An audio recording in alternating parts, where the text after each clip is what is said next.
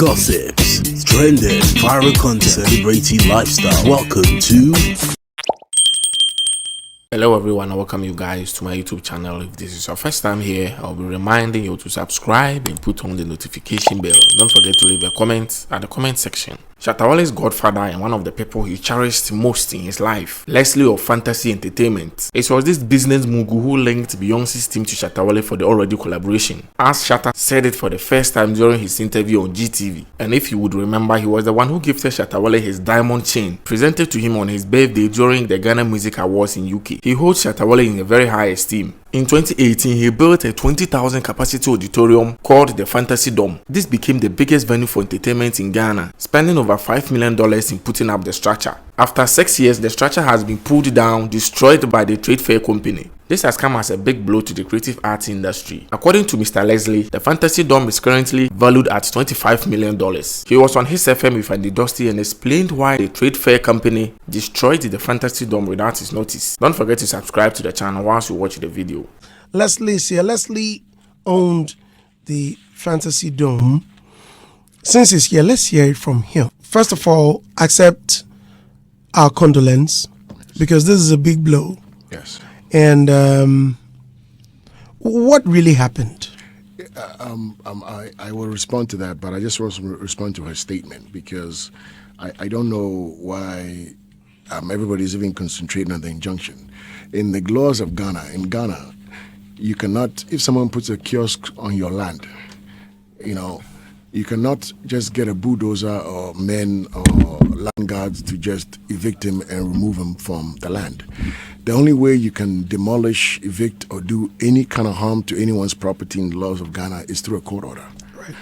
And so to even start worrying about the injunction, which there was, by the way, and they were actually served, and the court has proof of that. The question to her was, what court order did you use to demolish this man's property? Right? I mean, and why did you demolish it? Why didn't you dismantle? Even if, why didn't you do it in a humane way? Why 4 bulldozers to destroy not only the infrastructure, but also his equipment, the ACs, and all these things that were not necessary? So all of them were demolished? With bulldozers just break everything into pieces. But, wow. but the real question is not about, did you get an injunction? What court order did you use? That's the real question. So I don't know why we're even shifting the conversation. There was an injunction. They were served. But let's assume they don't even, want to look at that side. The real question is, what authority did you use to break the man's property down? The law doesn't state you have to have a lease or not a lease. It just states that if you have to break anything down, you need a court order. So what did you use to do it? So, unfortunately, that's my response to her, is Mrs. Dr. Agnes Edu. What court order did you use to destroy my millions of dollars of investment? What court order did you use? I have an injunction against you. I have served you. You've avoided it since January. We've done substituted services. We pasted it on your properties, on the trade fair, on the gates and everything. That was on March 7th. And I have videos of that, of the bailiff pasting it on your walls. 10, 15 days later, you're saying you're still not aware and you still come and destroy my property? What court order, what authority did you use? And why did you have to use national security? The Ghana Police Service are adequate to enforce a court order. Why would you go to national security? If you did the right thing, if you're doing the right thing, why do you need national security operators with machine guns or 40 or 50 to protect what you're doing?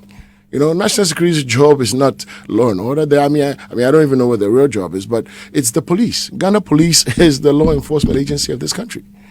Why wasn't the Ghana Police that were there with their machine guns to enforce a court order? And that's the question she should be asked. We are in Ghana now. We are a country of laws. We cannot just, regardless of your color, creed, political party, tribe, we cannot break the laws of Ghana. And if we cannot do that, people like myself who come and as Ghanaians do business, keep investing. Why do we have to raise this place to zero? At the very least, even dash it to Mark at the Ministry of Tourism and say, Mark, you'll be having difficulty trying to do these things. Take this for free, right? And go put it somewhere and make it work. Why would you completely break it down? So for somebody else or even the government to start from zero again? I mean, which government has $5 million plus? Which private investor now will bring this kind of investment in Ghana for us to have these nice events, like you said? It wasn't just, we did some crazy nice events, but we also did TV shows. Right. Had a full production house in there. You know, what happens now? I mean, Prior to that, were you asked to vacate the premises? Yes. So I have a 5-year lease, which, by the way, just ended in December 2023. As you know, it started on January 1st, 2018. It took me about a year to build that edifice. Just when I started business in 2019, COVID came around the next year. So for the next 2.5 years, I couldn't work. It was silent. It was silent, right? And then right after COVID, around 2021, 2022, they said we're going to do redevelopment. Then they started digging holes, and which didn't even make it a minimum for me to do business, because no one wants to go to a place to do events with sand and all this stuff. So technically, not only have I not worked because of my conditions, but I haven't even recouped any of my investments. Right. So they came back and said, we're going to do redevelopment. You have to, move. But within the lease that I have, they have to give me 6-month notice to relocate me within the trade fair for the balance of my term. Okay. But at that time, my term left was about a year. And, one of the biggest... the toughest part of all of this is the trade fair is clay, right? Because of its proximity to the ocean. So, when I was building the Fantasy Dome, I didn't even, we hadn't accounted for this element of it. We had gone there, about to put it up, and then my architect said, hey, we have to do a soil test. And we did it, and it was 2.7 meters of clay. So he said to me, you can do the wrong way that some Ghanaians would do and just put a thin layer of concrete over it and call it a day. But clay is very unstable. And the size of I'm 150 meters by 50 meters. That's over 8,000 square meters of space. You would have to excavate all of it, put laterite rocks, and then put a thick layer of concrete and then screed it for it to be safe. And it was a cost of $2 million. Obviously, I had to put my other hat on and say, look, why will I have my conscience of, people jumping, 15,000 people, 10,000 people jumping, and the ground collapsing? I cannot live with that. Right. So I had to find the money. I had to go to a bank and get a loan, a Stanbic Bank. Again? To do this. Absolutely, because at that time I already invested my money to get here. That was the only way to keep you in business. Keep me in business. So I did this. So just the ground alone is $2 million because I didn't have a choice to do the right thing, right? So, unfortunately, when she came back and said, well, we'll give you 6-month notice, we'll make space for you on the other side of the trade fair, I said to her, does that make sense? And it's only a year left on my lease. You want me to go spend another at that time, maybe $4 million now to do just a platform to move this thing for me to leave in a year because you've clearly told me that you're not going to extend my lease, you're not going to renew for me. Does it make sense? Let me stay here for the remainder of the term, and then let me find a place to go. She said, no. So what they started doing is digging around me, creating nuisances around me so I couldn't function. So that's how we remained until the end of the lease. At the end of the lease, I've been looking for land all over Accra. I've gone to Mark. For me to be successful, I need at least 4 to 5 acres of land. The dome itself sits on 2 acres. I need another acre for parking minimum. I need bathrooms. I had over 74 bathrooms in the back. My dressing rooms. I had green rooms. I had conference. I did it the right these way. Air conditioners and Absolutely. So you need space for that. And nowhere in Accra can you find that much space. And no one helped me. For 8 months I was looking. I finally got to the University of Ghana. And obviously they have their own processes. They're very bureaucratic, but they do the right thing. Finally figured it out. I've been working in UGL. We are 2 weeks away from finalizing a deal, to get, about 2 to 4 acres on their land. And we're going to finalize it. The reason it's been difficult is the internet issue, so we hadn't been able to do that. But by the end of this month, or within the next 30 days, I would have relocated the Fantasy Dome. And UGL can confirm this. We are in advanced stages of negotiations that we just secured the land. And all I went to her before my lease ended in December was, can I get 60 days to give me some time to work with the landowners and the land people I'm going to finalize it and move. And How would you transport the stuff? Would you break it down? Would you? Yes, I would have to dismantle it. You know, it's like Lego. You know, okay. It was built very well. Although it looks like a solid tent, it was really a semi-permanent. It wasn't permanent. I could slowly dismantle it. It was just made of a lot of screws and a lot of aluminum beams. So I was going to dismantle it, bring the Chinese engineers back into Ghana and help them dismantle it and then reassemble it at the University of Ghana. So that was the plan. And so when I wrote her the letter in December before my lease ended, she wrote back immediately and said, no, not only are we not giving you the 60 days, but as of January 1st, which was in a week, you're not going to have access to the place anymore. So as any law-abiding citizen, what did I do? I went to court. And that's why I got this written injunction the first week of January. And that's what they've been trying to serve her since January. And they've been dodging it. You know, every time they go to the office, they said, well, this is a project office. There's not. I mean, so we had to go back to court in February to do substituted service. And all those is documented. And they went there, pasted it on March 7th is when the substituted service was executed. Right? So they're very well aware. The next court date is on April 18th. So for the Ghana Trade Fair, she's been in disingenuous. I mean, if you go to the walls right now, unless they took it down, but from the court, you've met your requirement when it's pasted on your property. And it was pasted on the walls of the Ghana Trade Fair, right by the gate, right next to the security post, because they wouldn't allow the bailiff to go inside. So he pasted it right in front of them.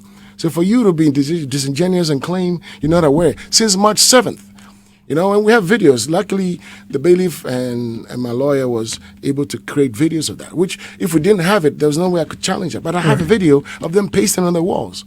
So for her to come on radio and claim they had no knowledge of an injunction that we've been trying to serve you since January is completely disingenuous. And then for you to go and destroy someone's property without a court order, I mean, put the injunction aside, without a court order and use national security operatives to protect you, that is illegal. In the country. Where were you when they came? So this is an interesting. I was actually home. Please get closer. I was actually home. My security. I got a call from my security. As soon as I picked up, he hanged up, and I was like, weird. So I called him back a couple of times. He didn't pick up, and that I thought was a problem. So I rushed to my office, and when I got there, my whole edifice was surrounded by men in blue overalls and machine guns. So machine guns? Yes, they had guns. I mean, and I said, what's going on? They said, well, we're national security. So I asked who their leader is. I said, I'm the owner.